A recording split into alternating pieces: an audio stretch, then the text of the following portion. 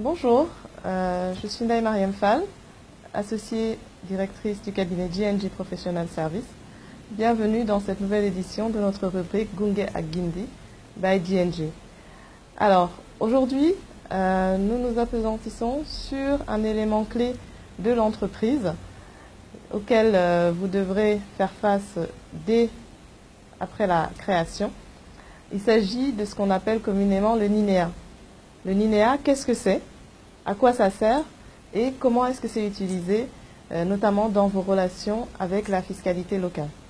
Alors le NINEA, comme son nom l'indique, c'est le numéro d'identification nationale des entreprises et associations. Il s'agit d'un identifiant fiscal unique lié à l'entreprise qui permet aux services fiscaux en fait de le reconnaître.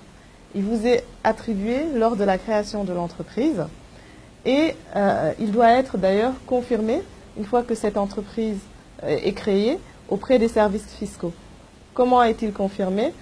Tout simplement par la lettre de démarrage d'activité et de demande de COFI qui doit être envoyée aux impôts une fois que vous avez tous les documents relatifs à la création de la société.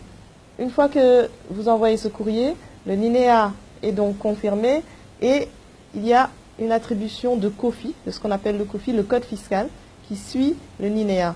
Le NINEA est composé de 7 chiffres, suivis de 3 caractères alphanumériques, donc un chiffre, une lettre et un troisième chiffre, qui signifie en fait la catégorisation de l'entreprise sur le plan fiscal. Le premier chiffre représente le contribuable. Est-ce que c'est quelqu'un qui est soumis à la TVA ou pas, ou est-ce que c'est quelqu'un qui est soumis au régime de la contribution globale unique? Donc, on a souvent dans ce numéro-là soit 0, 1 ou 2, en fait. Le 0 représentant le contribuable non soumis à la TVA, le 1, celui soumis à la contribution globale unique, et le 2, celui soumis, bien sûr, au réel et à la TVA. La lettre représente le centre fiscal auquel est rattachée l'entreprise. Donc, en fonction de son périmètre géographique, de son adresse, elle est rattachée à un des centres fiscaux, soit Dakar Plateau, Dakar Liberté, ou Pikine ou autre. Enfin, le troisième élément représente le type de société. Est-ce que c'est une SARL? Est-ce que c'est une SAS? Est-ce que c'est une SA? Et ça permet donc d'identifier la structure de la société.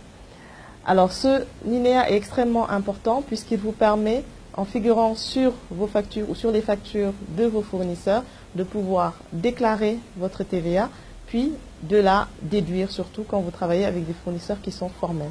On reviendra sur le mécanisme de la TVA dans une de nos prochaines séances. En attendant, nous vous invitons à consulter notre site internet et à nous contacter pour plus d'informations sur le NINEA. Merci et à bientôt.